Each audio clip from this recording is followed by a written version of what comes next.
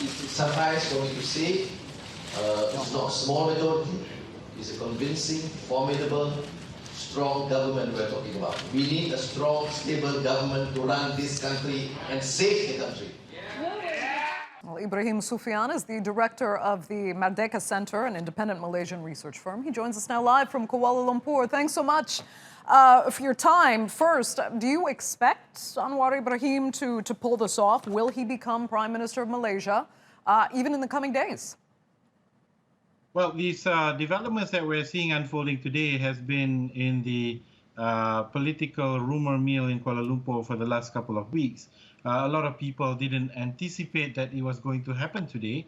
But however, Mr. Anwar has made the press conference and convinced many parts of the people that he does command a majority of the members of parliament. Now, what remains is for him to demonstrate that he has the majority, obtain an audience with the king, and therefore then we'll have to see what next steps will follow, whether the king will allow for a transfer of power or perhaps even call in the prime minister for the prime minister to prove that he has majority.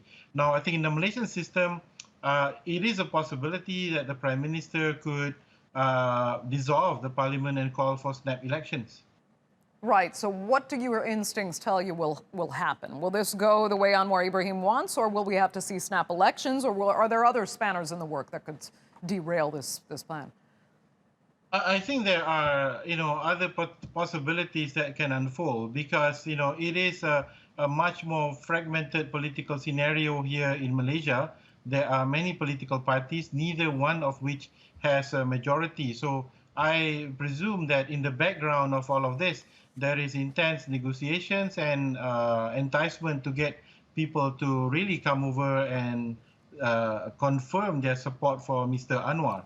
And likewise, on the part of the Prime Minister, for him to ensure that his allies remain true and loyal to him. Right. Now, I think, yeah. It's interesting, though, because it was after the last election that we all thought Anwar Ibrahim was just a few steps away from becoming Prime Minister. Many people expected him to become Prime Minister years ago, within a few months of Mahathir Mohamad taking the reins. That was supposed to be politically, a convenient agreement. Mahathir Mohamad was too old, but it had been set up so that he could run and Anwar Ibrahim would take over soon after.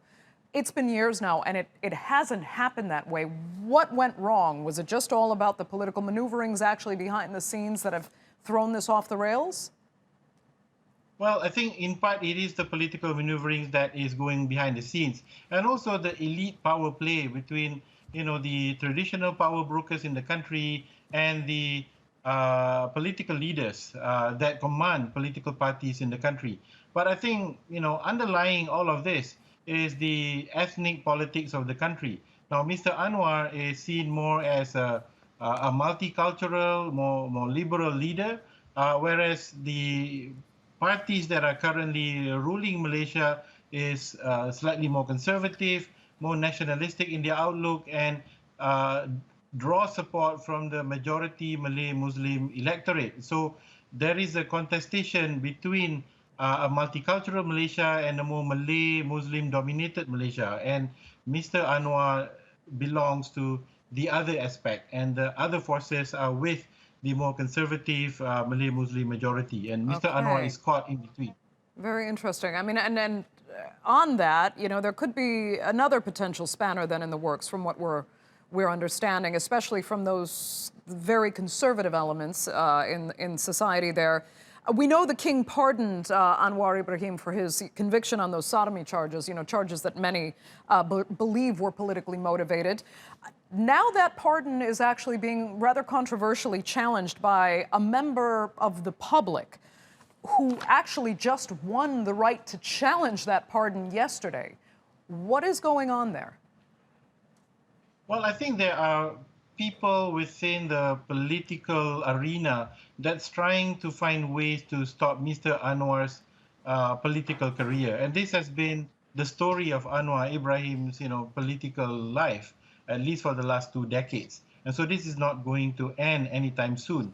But in terms of the developments that we see unfolding today, it can go, at least three ways. Mr. Anwar could be successful. Mr. Muhyiddin could potentially, if forced to, dissolve parliament, or things can just be as it is, for the next couple of months, because ultimately, Mr. Anwar or Mr. Muhyiddin has to prove that he has support in parliament. And so things can actually unfold for a considerable period of time before being concluded. Okay, Ibrahim Suffian, thank you so much for being with us there from Kuala Lumpur. We appreciate it.